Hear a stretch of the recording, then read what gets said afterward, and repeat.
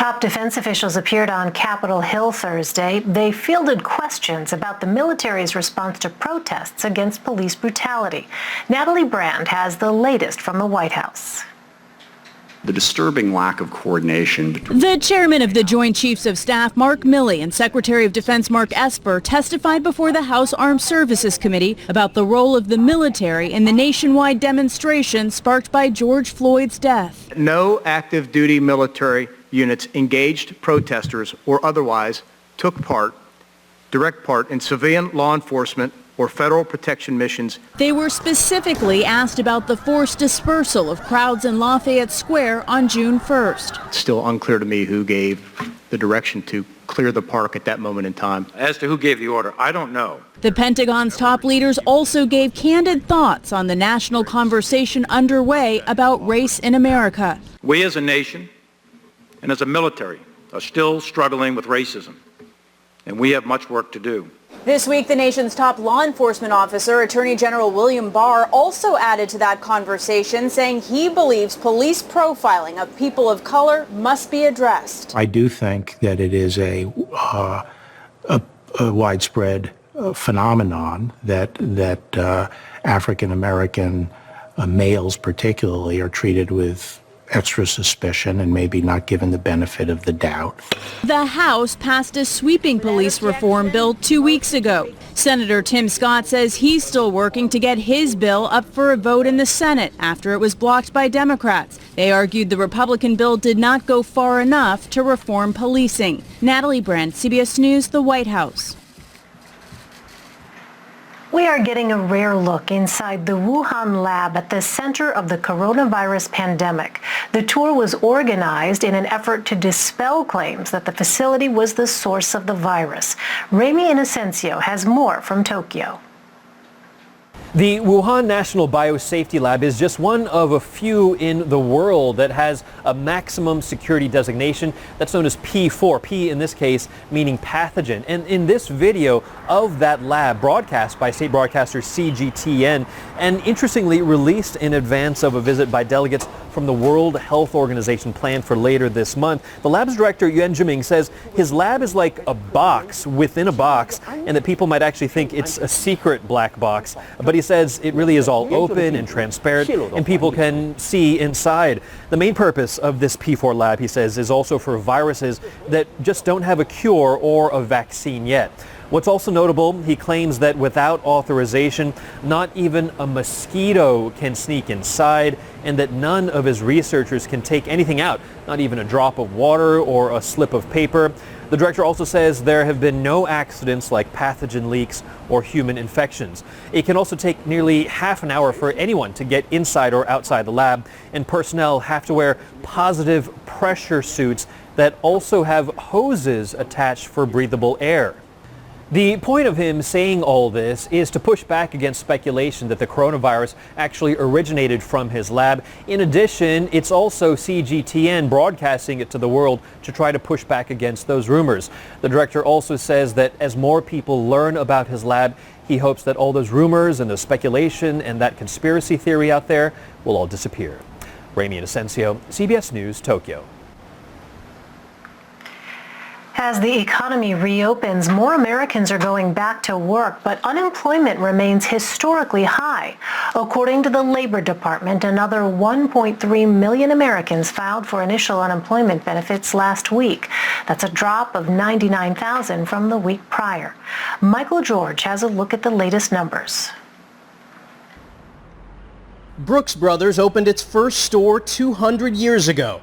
The company operated through several wars and the Great Depression, but the coronavirus shutdowns proved to be too much. The retailer is filing for bankruptcy and will permanently shut down 51 stores. It's just the latest business letting workers go. Last week, 1.3 million Americans filed for unemployment benefits, a drop from previous weeks, but a number that would have been a record before the pandemic. And more layoffs are on the way. Bed Bath & Beyond is shutting down about 200 stores over the next 2 years. Sur La Table is closing more than 50 stores, nearly half of its locations. In the hard-hit airline industry, United says it may have to lay off up to 36,000 workers this fall. The labor market has been turned on its head. Before this crisis, there were 1 million more job openings than unemployed workers. Now there are, millions more unemployed workers, and so it'll be harder for each one to find work, and the job search may take longer. Many unemployed workers are still battling to get benefits. Very frustrating. It's just, I feel like I'm a dead end. Rosa Castillo lost her job in March in California and has yet to receive any money. So I have really nothing to survive on. People across the country are experiencing similar delays as understaffed unemployment offices remain overwhelmed by millions of applications. Michael George, CBS News, New York. A lawyer for one of the fired officers involved in George Floyd's death has introduced new evidence. It involves the body cam of his client. Nancy Chen has the details.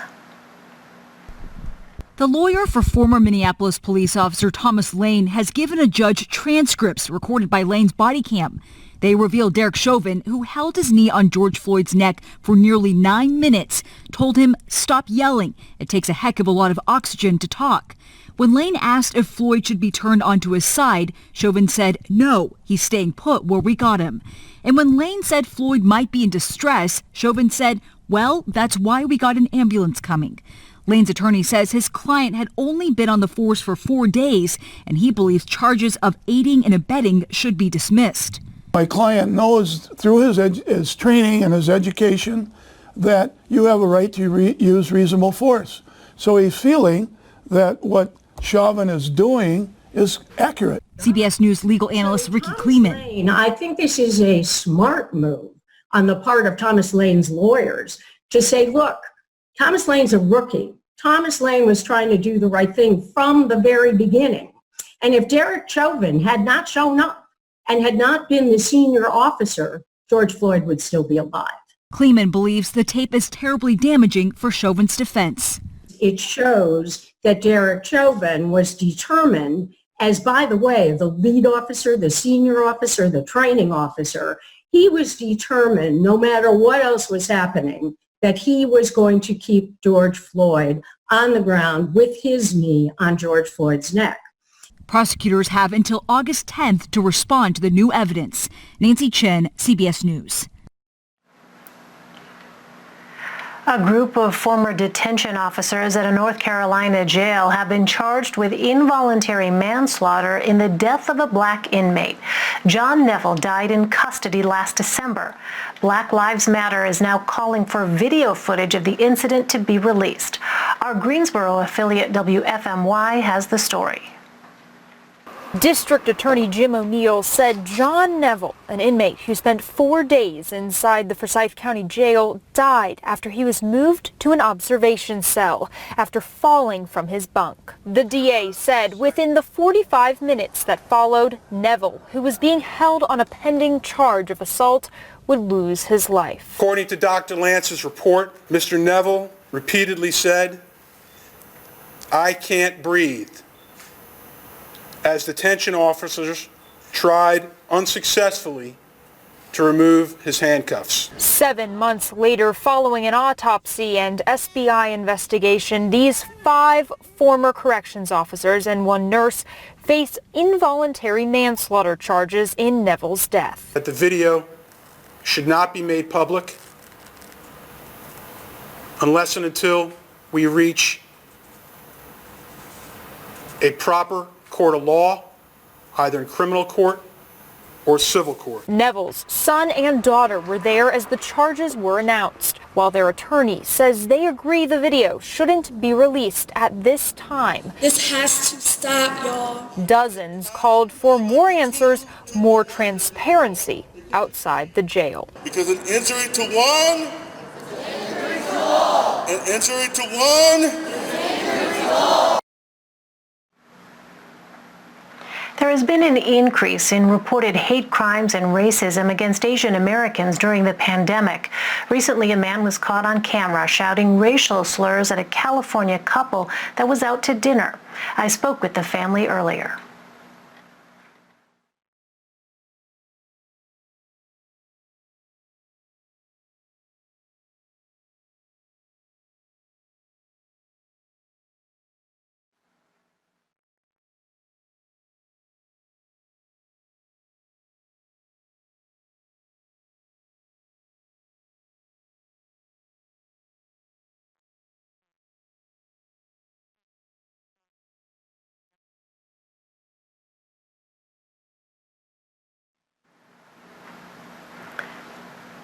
All right, apologies for the technical difficulties. We'll try to fix that and get that story to you. Young people have helped drive social justice movements following the police killings of Black Americans. Now, students are asking their school administrators to incorporate anti-racist education into their curriculums. Naomi Ruckham explains. Lauren D'Souza and Sarah Saka are alumni of Xavier College Preparatory School in Phoenix, Arizona. The all-girls Catholic school offers a rigorous academic curriculum, but as the two graduates look back, they feel something was missing.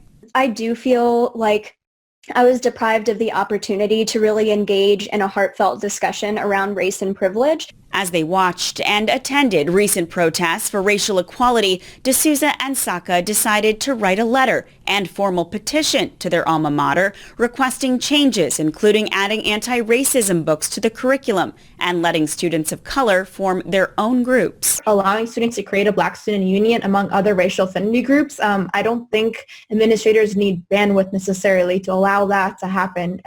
It's just necessary to allow communities to come together. Within 24 hours, their petition had more than 1,000 signatures. And across the country, other students are carrying the call for better anti-racism education.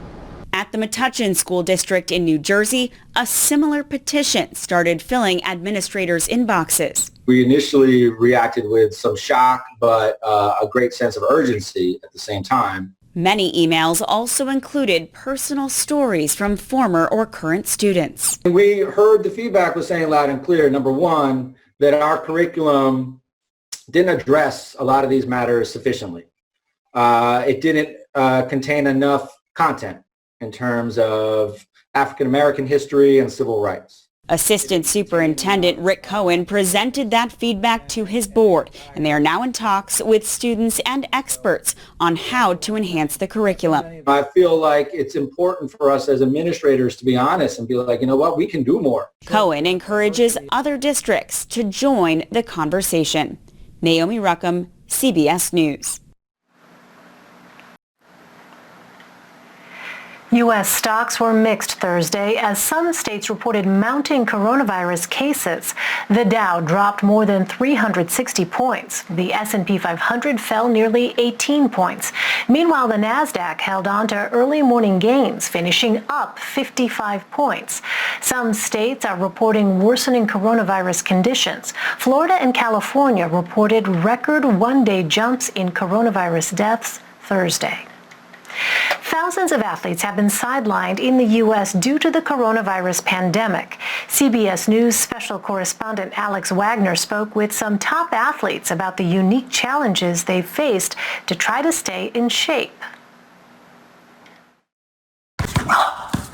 It's not exactly the full court competition he expected, but actual home games were the norm for most professional athletes at the start of the COVID pandemic. The New York Knicks select R.J. Barrett. 20-year-old rookie R.J. Barrett is one of basketball's rising stars. And Barrett takes it all the way to left-handed slam. But after the NBA season was suspended in March, Barrett found himself isolated from teammates and coaches, training alone in his driveway or at deserted high school gyms, a long way from the bright lights of Madison Square Garden. Basketball is such a team sport, right? How do you accommodate for that? Is there anything you can do? There's nothing you can do that'll simulate, a game. I have my friends with me, so we've been playing like a lot of one-on-one or two-on-two. That's just kind of how we get our competitive spirit out. But I definitely miss playing in the Garden. The rookie accelerates to the basket. Are your friends good at playing basketball? We've been playing for a long time. We used to play on the same teams when we were younger, so they got some game. I imagine the isolation has got to be hard for someone that's used to a team sport. For sure. It's a little difficult, but I guess especially with the team Zoom calls that we've been having, it's been great just to be able to kind of see everybody and just everybody talk to each other and laugh, all together again collectively. Does the basketball court feel really far away right now? The basketball court definitely feels far away. I'm just trying to take it one day at a time. Going to try and enjoy my family. Barrett goes up and throws it down. If you're used to training with teammates or partners and now you're isolated, it's a little more difficult to get off the couch. Robert Mazzio is a professor in the Department of Integrated Physiology at the University of Colorado Boulder. He says continued training during quarantine for all athletes, regardless of skill level, can help promote a clear mind. It's the anxiety, not knowing when you're going to be able to return to competition. Better fit you are, the more robust your immune system is, making you somewhat resistant to not only diseases, but stress as well. A big New York City kitchen is not the stage at Lincoln Center. No, it's not big, and I'm constantly rearranging the furniture. Isabella Boylston's kitchen has become her temporary stage. She's a principal dancer with the American Ballet Theater, a world-renowned dance company. I would imagine that there's no small amount of heartbreak that goes into losing an entire season to COVID-19. I think one upside to this is that a lot of us are actually taking this time to heal our bodies because injuries just come with the territory. Quarantined with her husband, Hi, Dan. And Boylston is staying in dancing shape. We want to have one long line. By teaching online classes from her kitchen. Not turned in. And training digitally with other dancers from ABT.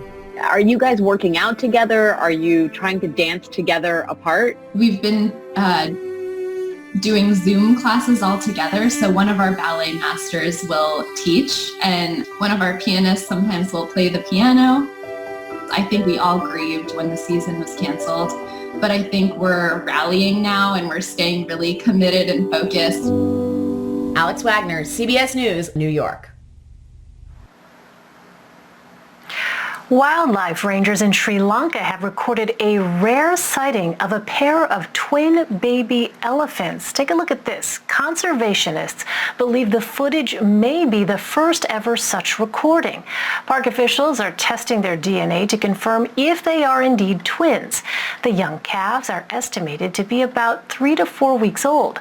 According to National Geographic, about 1% of elephant births result in twins.